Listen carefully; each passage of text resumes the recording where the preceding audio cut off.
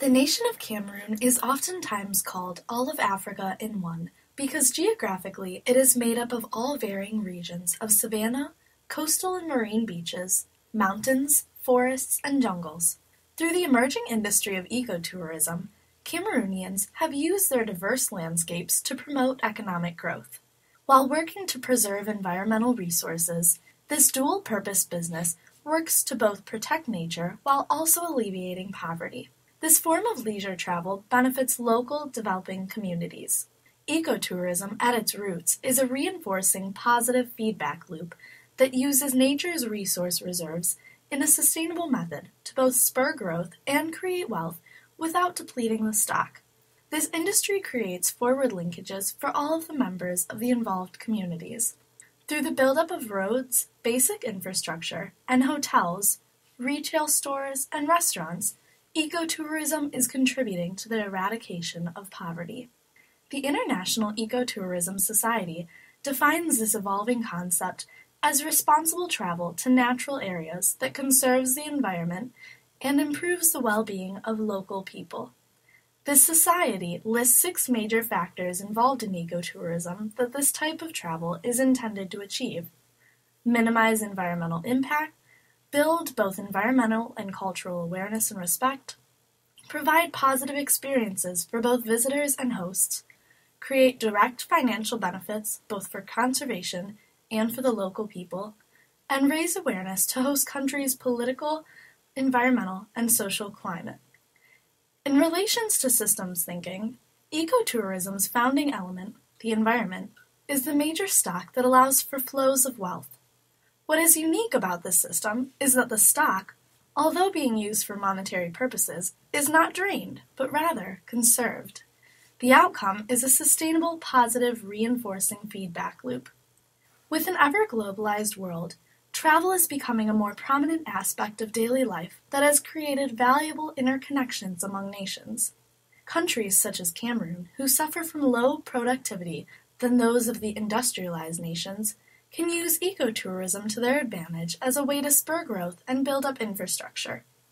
This reinforcing feedback loop is allowing for the initial investment of building up hotels and roads to bring in more income in the form of travel to the local communities. With the establishment of a village credit system, as well as increased job availability, the communities are expected to continue growing indefinitely.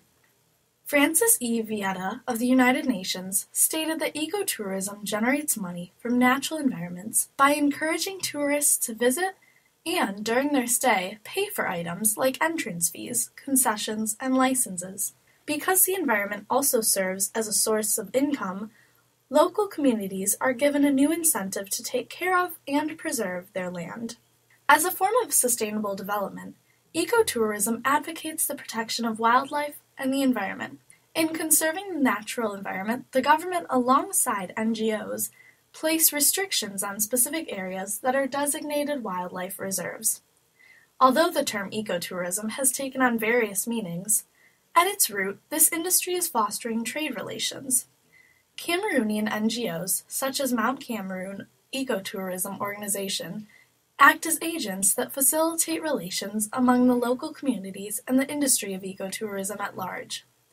The most glaring problem with the current state of tourism in Cameroon that the NGOs are working to address is the lack of infrastructure and governmental backing.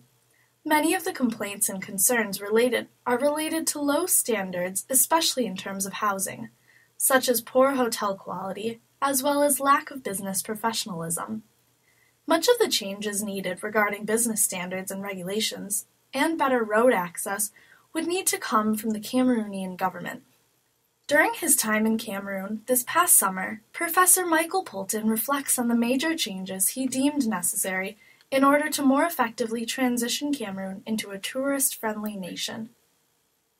In terms of, really representing geographically all of Africa between, the sort of desert north and the savanna middle and the forest in the south and jungle and so on, that there wasn't any real support from the government to develop it as a major economic part of development of Cameroon. They seem to be much more interested in other kinds of things.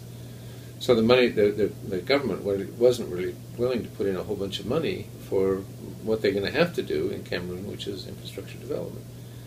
I mean, they're going to have to build some decent hotels, and they're going to have a way of getting people from airports to the hotels and all those other kinds of things.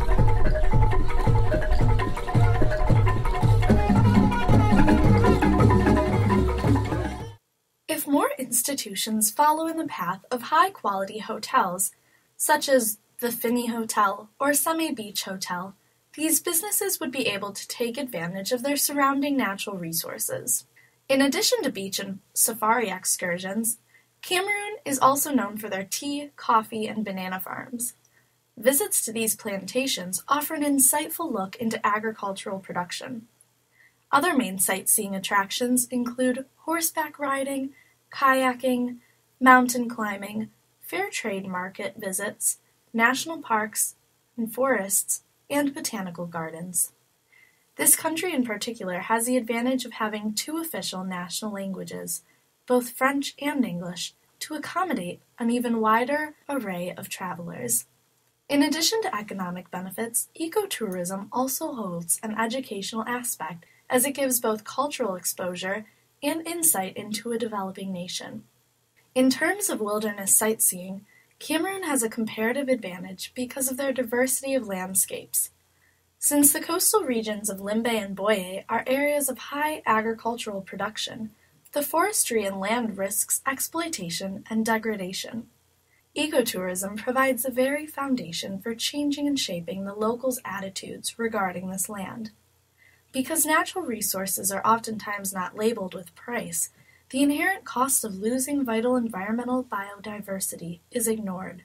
Normally, businesses seek out maximum profits and do not factor in the cost of land degradation.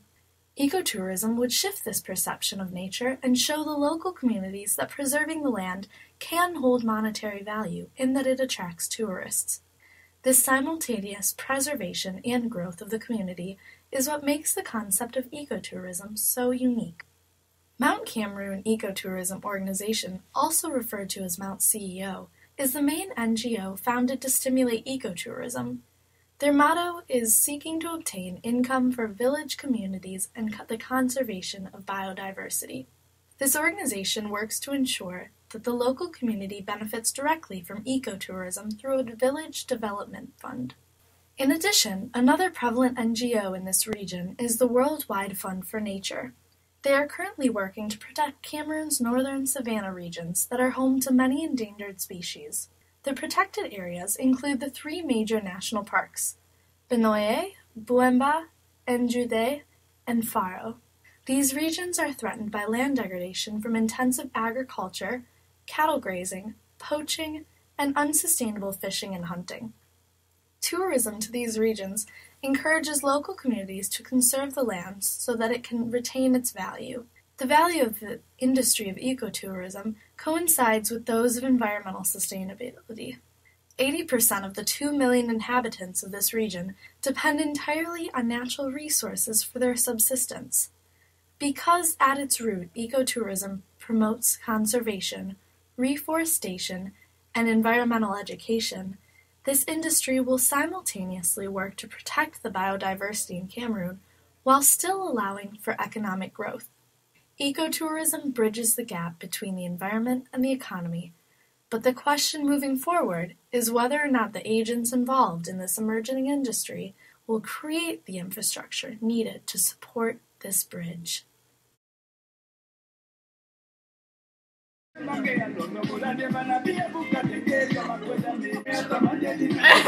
we go.